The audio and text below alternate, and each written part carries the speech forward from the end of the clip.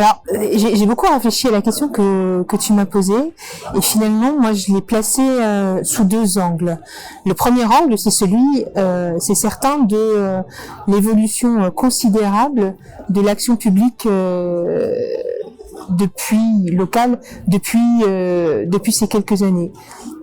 Toute cette représentation post-décentralisation de bâtir, structurer, aménager, transformer, autant d'éléments qui s'imposaient finalement aux femmes et aux hommes, sans que la question de la remise en cause soit permanente. Il y a eu des années dans lesquelles, je pense, l'intérêt général, ça se traduisait comme ça. Bâtir, des collèges, des écoles, des équipements publics, etc. Les maires bâtisseurs. Et du coup, le citoyen, finalement, s'y retrouvait, puisque il avait sous les yeux la manifestation de l'amélioration et l'accroissement du service public. Et le deuxième angle sous lequel je me suis posé la question, c'est celui du consentement. Et qui est directement en lien avec tout ce dont on discute pendant ces ETS, quoi. La crise de la démocratie, c'est vraisemblablement la crise du consentement à ce que nous, acteurs publics locaux, nous imaginons pour les citoyens. Parce que les citoyens, finalement, ils ont leur propre représentation désormais de ce qu'est l'intérêt général. Je crois que le Conseil d'État avait énoncé une nouvelle définition de l'intérêt général dans un de ses rapports de 1999, et qui parlait effectivement de la représentation que les individus ont au-delà de ce qui fait leur différence, de ce qui fait leur essence, leur singularité, leur spécificité, pour s'engager dans une liberté extraordinaire qui est celle d'une construction de la chose publique. Et finalement, cette définition elle est vivante. Alors, elle est certainement plus dérangeante dans ces manifestations, mais l'intérêt général, au sens de un intérêt supérieur, et qui va donner plus de services, plus de confort, plus de reconnaissance, plus de prise en compte des besoins des citoyens, je pense qu'elle est permanente. À nous à trouver les clés pour faire en sorte qu'on ne soit pas dans une dualité, une opposition permanente à ce que nous, acteurs publics, on estime être l'intérêt général, et à ce que le citoyen, lui, identifie comme l'intérêt général.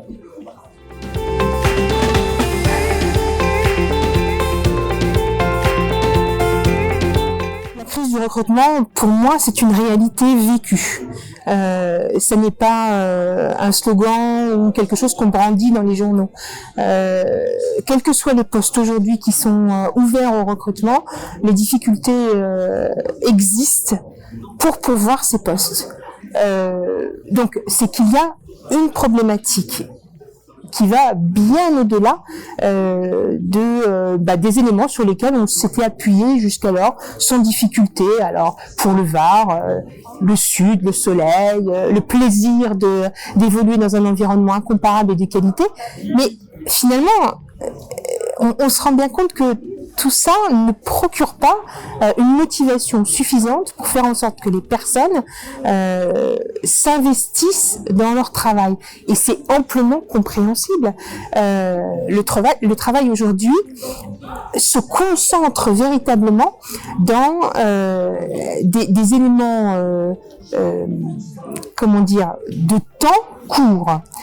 Autrefois, le travail, on s'y investissait très largement. Ça débordait sur la vie familiale. Il y avait une intrication, un mélange des genres, etc. Aujourd'hui, on a le sentiment que, le travail s'est défini dans le temps, et puis d'autres vies occupent notre vie. La vie familiale, la vie des copains, la vie spirituelle, etc. Donc, on a un temps défini dans le travail, il faut qu'il soit plein, il faut qu'il soit rempli de quelque chose. Et si nous, collectivités territoriales, on n'est pas capable d'expliquer comment nos collaborateurs vont remplir pleinement ce temps, et pas juste être dans une occupation ou dans attendre la retraite, ou etc., on se plante complètement. Alors, qu'est-ce qu'on peut faire pour faire en sorte de justement donner ce fameux sens à la recherche duquel chacun d'entre nous est. Je crois qu'il faut être très sincère. Ça, je crois que c'est fini les vieilles lunes de vous allez voir, tout est formidable chez nous, tout est beau, tout va bien se passer, on est extrêmement moderne, etc. C'est pas vrai. Je pense qu'il faut être extrêmement sincère et congruent de bout en bout. On recrute des personnes, eh bien il faut leur décrire précisément l'espace qu'elles vont occuper, le paysage dans lequel elles vont évoluer. Et puis deuxième chose, c'est que il faut qu'on s'adresse à des êtres humains et pas à des profils. Les personnes qui cochent toutes les cases de j'ai eu telle formation, j'ai eu telle expérience professionnelle, j'ai fait telle chose à l'extérieur, ça va pas nous apporter grand chose. En fait, ce qui va nous apporter, c'est que on a la bonne personne avec les bonnes capacités, les bons savoir-être au bon endroit. Et puis tout le reste, on va s'en occuper. Et ça va remplir la vie professionnelle de la personne et ça va lui donner des perspectives de progression. Et c'est comme ça qu'on va faire en sorte de retrouver de l'attractivité. Maintenant, je néglige pas non plus des aspects qui sont réels, qui sont ceux des moyens que l'on alloue à tout cela. On parlait tout à l'heure de la rémunération d'un certain nombre de collègues du service public, les enseignants par exemple.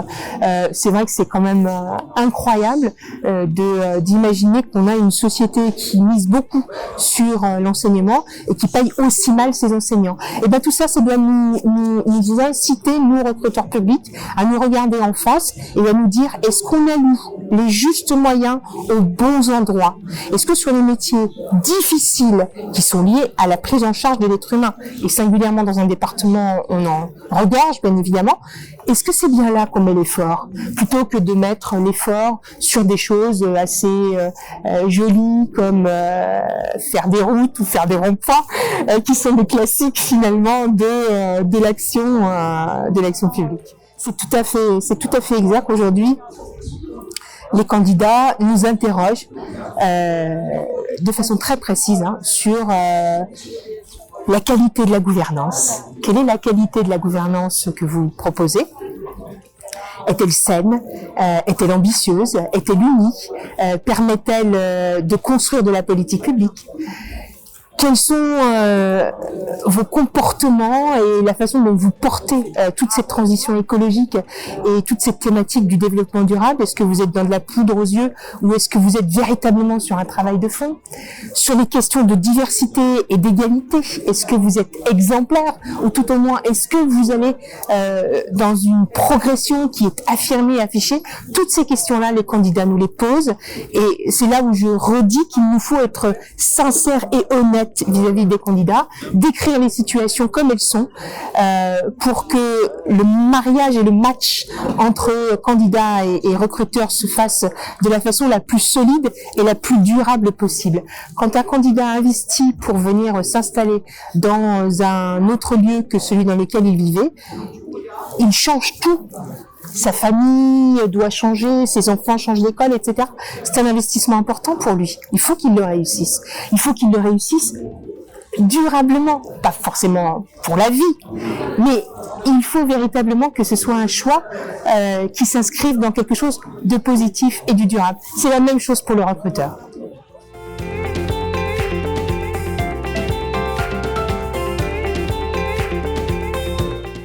Alors, je trouve que la politique contractuelle de l'État à la faveur du plan de relance est marquée par deux éléments. Le premier élément, c'est sans doute une intention positive de pousser les territoires à énoncer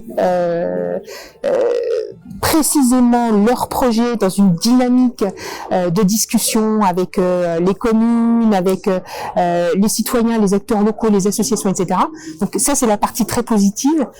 La partie plus critique de mon point de vue, c'est toutes ces structurations d'appel à projets qui fait que on a le sentiment d'avoir une contractualisation, donc ça va, tout est validé, et finalement il faut repasser au tamis des appels à projets sur tous les sujets sur lesquels on imaginait que les choses allaient se passer de façon simple.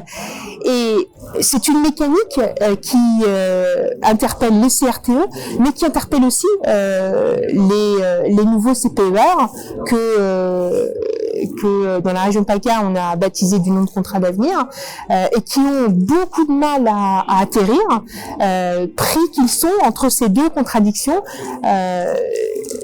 Et c'est d'autant plus complexe que ces fameux appels à projets, finalement, ils émanent de tous les ministères. Et du coup, le rôle du sous-préfet à la relance, qui a été institué dans tous les départements, devrait être extrêmement fort, extrêmement moteur sur ces questions. Bon, parfois ça se passe très positivement, parfois c'est un peu plus compliqué. Moi, je salue la volonté de l'État de tenter, à travers la contractualisation, de faire émerger du projet, mais il faut bien avouer que la mécanique n'est pas aboutie.